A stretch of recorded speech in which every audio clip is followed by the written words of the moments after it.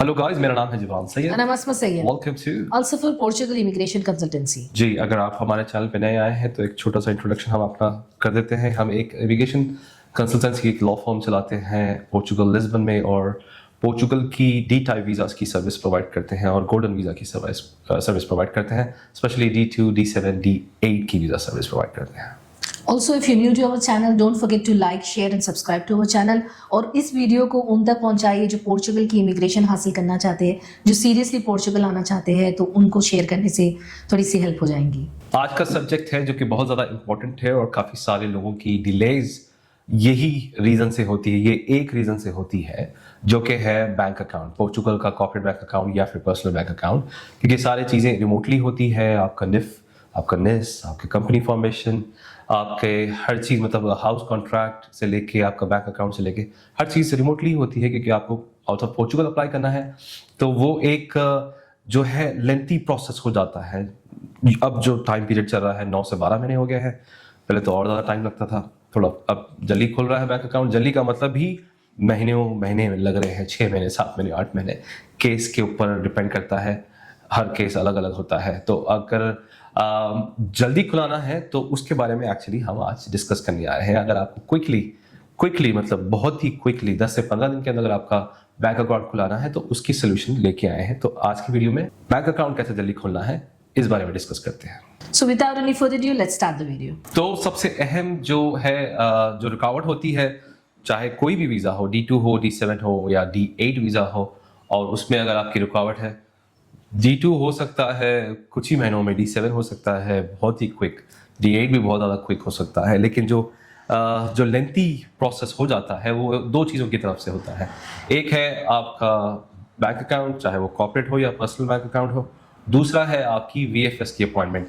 Embassies की appointments जल्दी हो जाती है, लेकिन VFS का स्लॉट्स थोड़ा सा लेंथी होता है। तो आज हम डिस्कस कर रहे हैं बैंक के लिए, बैंक की सब्जेक्ट है वैसे, तो बैंक कैसा जल्दी खुल सकता है। तो जो लोग रिमोटली हैं, जो लोग आउट ऑफ पोर्चुगल हैं और बाहर से वो सारे डॉक्यूमेंटेशंस और हमारे थ्रू, हम जब हमारे लॉयर के थ्रू, हमारी टीम के थ्रू जब बैंक्स के पास डॉक्यूमेंट्स आपके सबमिट करते हैं एज ए रिप्रेजेंटेटिव, हम आपके रिप्रेजेंटेटिव बनते हैं।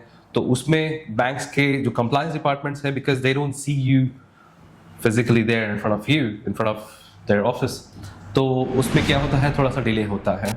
और बहुत सारे डॉक्यूमेंट्स वो लोग पूछते रहते हैं। आपकी सैलरी स्लिप, जो आप फॉर एग्जांपल दुबई का एग्जांपल पकड़ के चलते हैं, आपकी अगर जॉब चल रही है या आपका बिजनेस है तो आपका ट्रेड लाइसेंस या फिर आपका जॉब कॉन्ट्रैक्ट या आपकी सैलरी स्लिप्स, आपके सारे डॉक्यूमेंट्स, आपका प्रूफ ऑफ अकोमोडेशन वहाँ का दुबई का, आपकी यूटिलिटी बिल वगैरह की ज़रूरत होती है। फिर 1 by 1 ये चाहिए, PCC भेजिए, पुलिस कैरेक्टर सर्टिफिकेट भेजाइए आपकी, और भी कई बैंक अकाउंट है क्या आपके, उसको प्रूफ बताइए, कोई प्रॉपर्टी वगैरह है तो बताइए।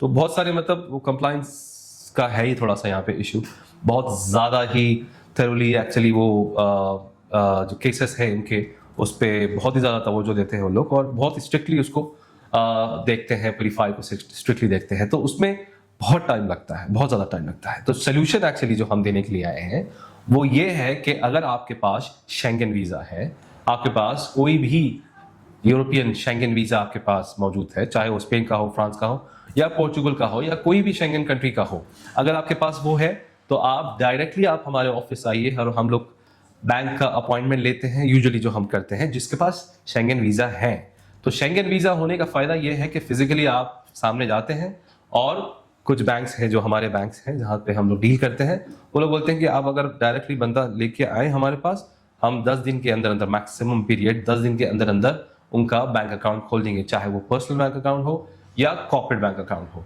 तो ये एक बहुत ही बड़ा एक्चुअली सोल्यूशन है। लेकिन शर्त यह है कि आपके पास वीज़ा होना चाहिए, शेंगन वीज़ा होना चाहिए, चाहे कोई भी शेंगन कंट्री का। आपको वहाँ से फिर पोर्चुगल आना है। अगर आपके पास अगर पोर्चुगल का वीज़ा नहीं है तो पोर्चुगल का है वीज़ा, डायरेक्ट पोर्चुगल का अप्लाई कर रहे हैं, आ रहे हैं, बहुत अच्छा है। मतलब वो जो प्रोसेस है वो काफ़ी शॉर्ट हो जाता है, एकदम short process period, time period हो जाता है। और जो आप मंथली रेंट वगैरह पे कर रहे हैं, रेंट्स जा रहे हैं ना, कंपनी फॉर्मेशन कर रहे हैं या फिर आप अपनी पर्सनल बैंक अकाउंट अप्लाई कर रहे हैं, तो वो सारी चीज़ों के लिए आपको हाउस कॉन्ट्रैक्ट चाहिए।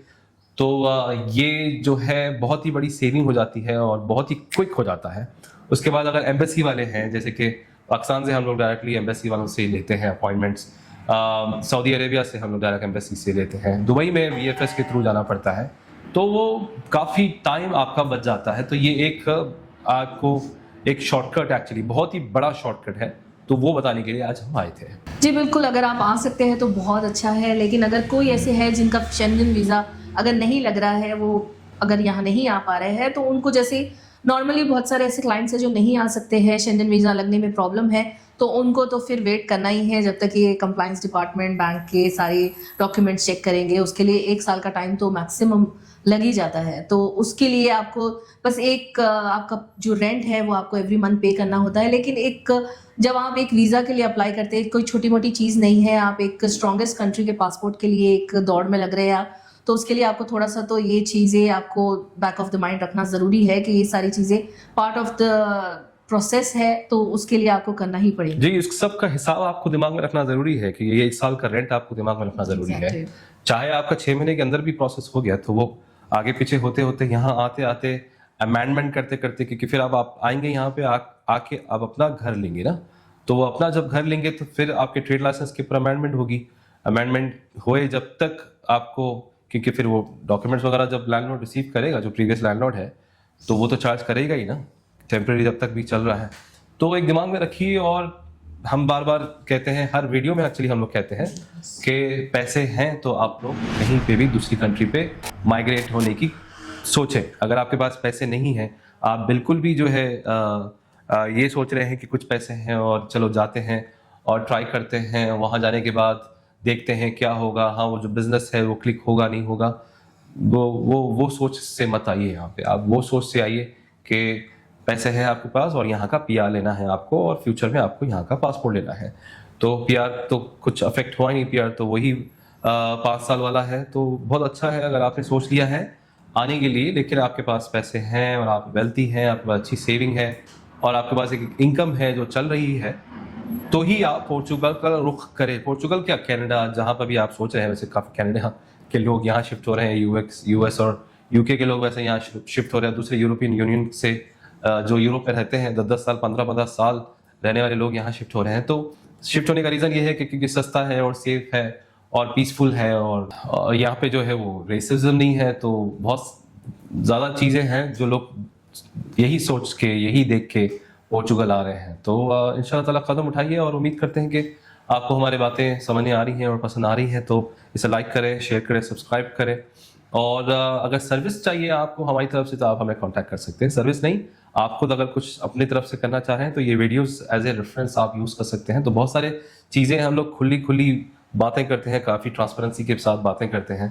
तो कैसा करना चाहिए, क्या हल है, बहुत सारे इससे प्रीवियसली जो वीडियोज़ हैं हमारे, बहुत सारे वीडियोज़ में हमने काफ़ी सारी प्रोसेस D2 की, D7 की, D8 की, गोल्डन वीज़ा की कई बार एक्सप्लेन की, और जाके आप लोग देख सकते हैं।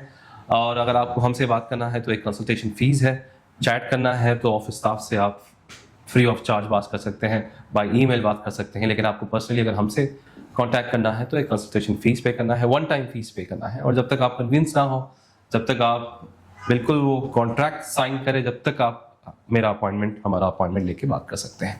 मेरा नाम है Jibran Syed. And I'm Asma Sayed. Peace be upon you all.